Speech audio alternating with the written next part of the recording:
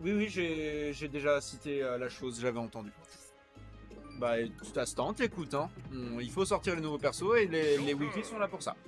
Donc on part sur un Joker Pitch. Je pense que c'est une tentative de mieux gérer le match-up du côté de Boo. Peut-être que c'est aussi juste un perso qu'il traîne parce qu'il pense que ça peut mieux marcher contre les match-ups qu'il aime pas. Après, c'est vrai que pour le coup, Mido qui prend sa main traditionnelle, il va falloir quand même bien s'en occuper hein, de ce Joker pour le coup. Il va falloir bien gérer ses options parce que Mido connaît mieux son perso fatalement que toi qui le joues depuis moins longtemps. Et on le voit immédiatement avec un avantage de pourcentage du côté de Mido et un Arsène qui est déjà de sortie et déjà pratiquement épuisé alors qu'on est qu'à 30 secondes de game. Là c'est vraiment un peu compliqué pour ce Joker, le Arsène qui est déjà out, Mido qui va devoir faire bien attention à ses options, qui va devoir vraiment du début à la fin se tenir sur sa pluie, puisqu'on rappelle que Joker ça peut remonter très très vite une partie. Joker qui est un excellent perso, largement top 3 du jeu selon la plupart des tier lists actuelles et il l'est depuis un certain temps. Je vais me permettre de signaler également pendant qu'ils sont en train de se tapoter en neutral que nous sommes sur son Battlefield et que ça signifie que dans le bloc de glace derrière Battlefield vous allez pouvoir constater la présence de Rayman. Et c'était la fin de la digression puisque première stock prise par Mido sur ce merveilleux forwarder très très qualitatif de ce personnage qui est Peach hein, vraiment pour le coup. Et Netflix qui nous dit allez Mido et bonjour Netflix, comment vas-tu? Pourquoi t'es plus en braquette mon frérot? Ça fait très longtemps qu'on s'est pas vu. Ok, on va stall le Arsène et je pense que c'est la bonne démarche hein, dans cette situation. Vraiment, tu es une pitch avec l'avantage, tu as un poids qui est vraiment pas extrêmement conséquent. Il faut avoir peur. Là pour le coup, il faut vraiment bien montrer que tu es prudent et Mido nous montre que en ce moment sa capacité à être prudent s'améliore. Malheureusement pas assez pour esquiver ce backer de Arsène qui juste avant la fin de Arsène va prendre cette stock. Et on part maintenant sur un 82% d'avance qui nous est proposé par Mido. Est-ce que ça va? Oh malheureusement cette phase qui est un tout petit peu whiffée de la part de Bouboun. Joli up smash, c'était pas l'option à laquelle je m'attendais mais écoute ça fonctionne. Et 114 ça déroule, hein. Vraiment il a 100% de retard, il prend ce nerf, il est off stage face à Peach, tu joues Joker, tu peux potentiellement te faire game. Encore une fois, son Arsène qui vient et qui repart à une vitesse phénoménale vu les dégâts qu'il est en train de se prendre. C'est tout à fait cohérent. Peut-être un Joker qui n'est pas encore 100% au point dans le match-up Peach, j'en ai vraiment peur puisque là maintenant on a vraiment un retard extrêmement conséquent et un Arsène qui déjà n'est plus vraiment de ce monde, hein, qui va runner extrêmement vite. On prend ce kill, on prend cette stock. Mido qui a maintenant presque une stock entière d'avance sur le Joker de Bouboun. Le Joker de Bouboun qui va vraiment devoir prendre quelques pages du livre de Bowser pour s'occuper de cette princesse. Hein. Là c'est vraiment... on a un problème de princesse du royaume champignon du côté du héros de Persona 5. Ok, on prend quand même des dégâts, malheureusement on va se prendre ce nerf du côté du Joker de Bouboun. Bouboun qui est en difficulté, encore une fois, Arsène qui s'en va, qui revient, qui s'en va, qui revient. Très très bonne phase de Mido, très joli edgeguard au nerf. Si ça avait été le sweet spot, ça aurait mis beaucoup plus dans la merde. Mais on maintient le nerf, on maintient le backer, on maintient le donner, toutes les aerials sont très très utiles. Et c'est un magnifique confirme qui a été trouvé par Mido, première game prise magistralement. Et c'est un 1-0 pour Mido.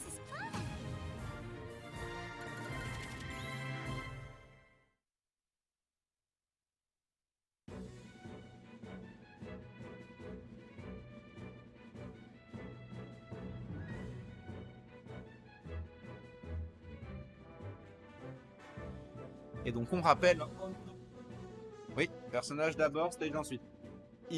D'abord il donne son perso, ensuite tu donnes ton perso, ensuite vous choisissez le terrain. Ouais. Et ensuite tu choisis ton terrain.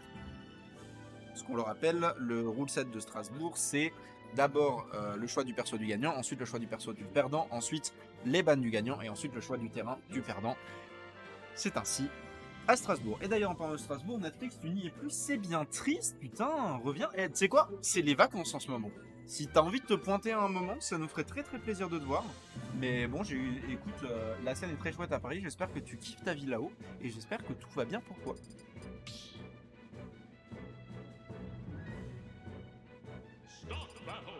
Alors, est-ce qu'on choisit de garder le Joker, ou est-ce qu'on va prendre un autre perso? Ouais d'accord, donc ça part quand même sur le Pokémon Trainer, il va falloir être plus solide du côté de Mido, là vraiment c'est plus le perso traditionnellement choisi par Bouboun et un perso sur lequel il est plus solide, hein, on le sait. Il a quand même des wins qui sont assez conséquentes à Strasbourg, je pense notamment à Ime, sur laquelle il a l'ascendant régulièrement en bracket. Même si on l'a vu, son Pokémon Trainer n'est pas imbattable non plus. Hein. Je me rappelle notamment d'un match en stream contre Superbad64 qu'il avait perdu. Peut-être un petit peu en sous-estimant son adversaire, mais également parce que malheureusement Pokémon Trainer n'est pas un personnage parfait. Même si ça reste un très très bon perso et c'est immédiatement beaucoup plus aggro, beaucoup plus efficacement du côté de Bouboun qui prend cette phase et ses 30% avec ce Carapuce. Mido nous l'avait évoqué, avec Carapuce il faut mettre ta phase, mettre tes pourcents et ensuite bouger de perso, puisque c'est pas forcément le perso qui te met le plus en difficulté quand t'es pitch, et le perso qui te met le plus en difficulté, le voilà, c'est ce Herbizarre. Il va falloir trouver une solution face à ce Herbizarre. Du côté de Mido, hein, on est pitch et on a littéralement pas de réponse pour le moment face à ces 102% qui ont été pris. Enfin une petite phase, le donner, le forwarder, il va falloir être légèrement plus convaincant que ça. On sort le Dracofeu, c'est peut-être pas une bonne idée, tu vas te faire combo très facilement, tu vas prendre un kill relativement facilement, même si t'es lourd, t'es beaucoup plus massif, tu peux prendre un coup dans la gueule. Ok, on a le donner, ok, on a les uppers, ok, on a le back air, les aériaux de Mido qui pleuvent actuellement et il est remonté au score, le Herbizarre qui malheureusement ne sera pas resté suffisamment longtemps pour Bouboun et il est en train de s'en mordre les doigts. Maintenant c'est le Dracofeu qui prend relativement cher et Mido qui revient au score. Très bien joué de la part de Mido qui prend cette première stock et qui jette cette bombe. Il avait une bombe, il l'a littéralement jeté par la fenêtre. Bon bah écoute, ce sont des choses qui arrivent. En attendant, on n'avait pas qu'une bombe, on avait également le lead. Et ça c'est vraiment un avantage extrêmement conséquent, hein, qui est pris par Mido malheureusement, qui va pas durer très longtemps. On aurait pu garder cette stock et capitaliser dessus, ça n'a pas été le cas. Bouboun qui a été chirurgical, hein, pour le coup sur l'utilisation de ce upper. Le upper de Herbizarre, on le rappelle, qui est un outil extrêmement puissant dans ce match-up comme dans beaucoup d'autres. Jolie conversion avec le B du côté de Bouboun, c'est vrai qu'il aime bien les taper. Et ok, on arrive à revenir du côté de Mido. Mido qui est vraiment décidément vraiment solide aujourd'hui pour le coup. Mido qui est de moins en moins un joueur à sous-estimer. Je m'en rends de plus en plus compte au fur et à mesure que j'ai l'honneur de le caster. Vraiment en train de devenir un excellent pitch. Et ça me fait très plaisir de le voir progresser. Mais est-ce que ça suffira face à ce Herbizarre de l'enfer, hein? Il l'a dit, le match-up contre Herbizarre, il le fait galérer un petit peu. Joli fort match de la part de Bouboun qui reprend l'avantage. Et là maintenant, il va s'agir de récupérer, si pas l'avantage, au moins le even du côté de Mido, parce que Bouboun pourrait très bien continuer à te mettre des dégâts. Est-ce qu'il est mort? Ok, non, on arrive à revenir avec ce très bon trésor, mais on prend immédiatement ce nerf et c'est de nouveau un even. C'est une game qui est très serrée entre nos deux compétiteurs. On retrouve le Carapuce, qui signifie qu'on va se prendre l'attaque Carapuce. J'ai nommé un bon 53% qui sont récupérés ensuite par ce Herbizarre. On a tenté la phase. On a tenté le training bot combo. On a failli prendre ce donner. Ça aurait été catastrophique pour le joueur de pitch. Heureusement, il a été parfait sur son timing. Il a été parfait sur ses appuis. Et maintenant, on perd le contrôle du terrain du côté de Bouboun. Choix intéressant, il a essayé de vraiment beaucoup s'engager. Attention à ce donner repère qui a failli passer. Attention Mido, ne te prends pas cette douille. Ok, on arrive quand même à revenir sur le terrain. Maintenant, il va falloir surtout prendre des pourcents, ne pas paniquer. Il va falloir prendre cette stock relativement rapidement, ne pas mourir face à ce Dracofeu qui pourrait te tuer tellement vite. C'est la mort. Est-ce que c'est la mort? C'est pas... Si, c'est la mort. Malheureusement, la DI qui n'aura pas sauvé cette pitch. C'est un très joli retour au score de la part de Bouboun et on part sur une game 3.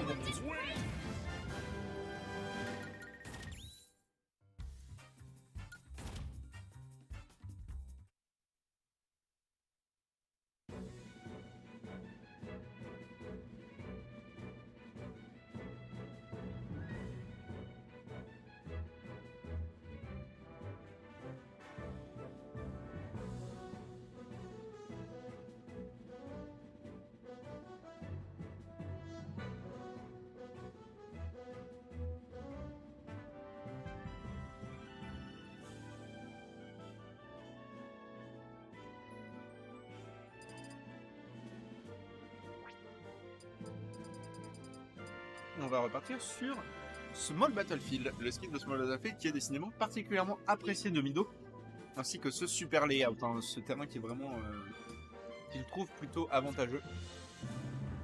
T'en ban 3 ouais, c'est ça.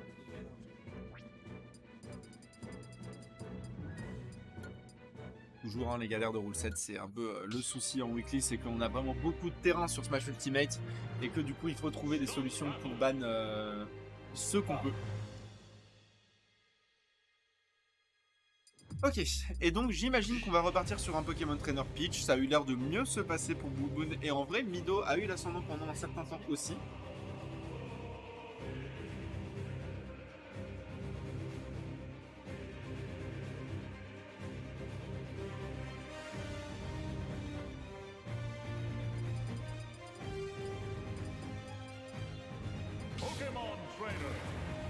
Et on part donc sur un pitch Pokémon Trainer pour cette Game 3. Du coup, que dire? Je pense que c'était faisable pour Mido sur la Game 2. Il s'est un peu laissé submerger par ses émotions et par ce air bizarre que nous a proposé Bouboun. Le air bizarre de Bouboun qui est vraiment solide dans le match-up. Et en plus de ça, c'est un match-up qui est vraiment compliqué pour pitch contre air bizarre qui a quand même une bonne range, des bonnes options. Ce Razor Leaf qui est pas très utilisé, j'ai l'impression par Bouboun, c'est peut-être un peu dommage. Ok, et là pour le coup c'est beaucoup plus du neutral. Mido qui a décidé d'être beaucoup plus prudent. Attention à cette phase, on a quand même déjà un 51%, 59% maintenant, c'est une pitch. Pitch c'est léger, il va falloir faire attention à pas prendre trop de dégâts non plus parce qu'ensuite on sort le grand méchant air bizarre et le grand méchant air bizarre il peut te tuer à 90 avec un repère. Ok, on récupère les pourcents, très bien joué. Carapuce comme Mido nous l'a évoqué qui peut mine de rien se faire récupérer relativement vite. On a tenté la conversion au backer, ça n'a pas fonctionné mais c'était une jolie tentative et on est maintenant en situation d'avantage. Il va falloir faire attention de ne pas se faire avoir sur cette plateforme par ce air bizarre. Ok, magnifique up smash, on est revenu au score. On est littéralement revenu au score, très joli. Les punitions à top shield de Mido qui laissent peut-être un peu à désirer et j'ai bien peur que ce soit son problème dans le match-up contre un Bouboun qui vraiment lui met la pression. Ce up tilt qui va esquiver ce up smash. J'avais jamais vu ça, c'était une interaction vraiment intéressante. Du côté de Mido, on commence à reprendre un peu du poil de la bête, on commence à remettre la pression, c'est exactement ce qu'il faut faire. Ça whiff des deux côtés, c'est un peu spaghetti. Les deux qui ont vraiment beaucoup la pression sur leurs épaules. Ils veulent passer en V dans 33. Non, pas le Toad qui va le mettre dans une situation si pas désastreuse, au moins vraiment compliquée. Heureusement pour Mido, le punish n'était pas présent du côté de Bouboun. Il va falloir trouver une stock des deux côtés vraiment rapidement. Là, qu'est-ce qu'on fait? On a le Fort Throw. Le choix a été de récupérer l'avantage et pas la stock. Et honnêtement, je peux respecter parce que c'était très compliqué à moins d'un mix-up de DI de récupérer la stock. Très joli backer qui pour le coup prend cette stock et c'est Mido qui reprend l'avantage. Maintenant, est-ce qu'il va pouvoir le conserver? Une très bonne DI. Très bonne DI du pitch strasbourgeois, vraiment magnifique. Il est de plus en plus solide sur ses fondations, sur ses appuis, sur sa manière de jouer au jeu. C'est un 26% qui est mise sur cette conversion. Magnifique conversion proposée par Mido, mais ça va être interrompu par le backer de Bouboun qui n'a pris que 26% tout de même sur cette conversion. On reprend du 54, 26 plus 26, effectivement, ça a tendance à faire ça. Non, c'est pas vrai, c'est fou. Bref, ça fait 52, mais je vous emmerde. Ok, on met les combos, on met les pourcents. Là, c'est un Carapuce qui sort, ce qui signifie que tu vas te prendre l'attaque combo miniature. On rappelle que Carapuce, c'est vraiment un Pikachu en un peu moins bien et ça fait quand même vraiment très mal. Conversion incroyable de la part de Bouboun qui prend cette stock pratiquement de rien. Pourtant, la DI de Mido qui avait l'air vraiment bonne sur ce coup, là, vraiment, c'était... c'est hallucinant ce qui vient de se prendre, tout simplement. C'était honnêtement, je ne pense pas qu'il aurait pu faire grand chose là pour le coup. Ok, on va faire attention à ce donner, on va faire attention à pas se faire avoir, on va faire attention à ce faire bizarre qui peut, comme on l'a vu juste avant, mettre tellement cher à ta stock tellement rapidement. Ok, ne pas se prendre de donner, surtout pas. On a un tout petit peu trop commit off stage. Heureusement pour Mido, on a réussi à revenir. Le backer qui va toujours pas prendre la stock et on revient avec ce side B avec une très bonne distance que possède Dracofeu. On mix up, on prend le up B, on essaye de pas se faire les traps et on y arrive, mais on va quand même perdre cette stock. C'est un 22% seulement qui a été accumulé sur Mido. Mido qui peut encore largement faire la bagatelle. Est-ce qu'il va y arriver? Est-ce qu'il va gagner ce set? Il a le Stitch Face est de sortie, ça peut faire extrêmement mal. Il faudra surtout pas le lâcher, mais face à ces combos de Carapuce, ça va être difficile de pas le lâcher. Il a une chance de le drop rapidement. Malheureusement, il a loupé le Stitch Face qui n'aura mis aucun dégât. On fait s'éloigner. Non!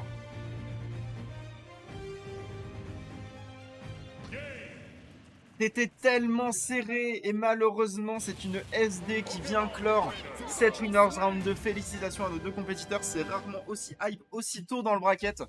Vraiment c'était un set qui était particulièrement serré et les deux se sont très bien défendus.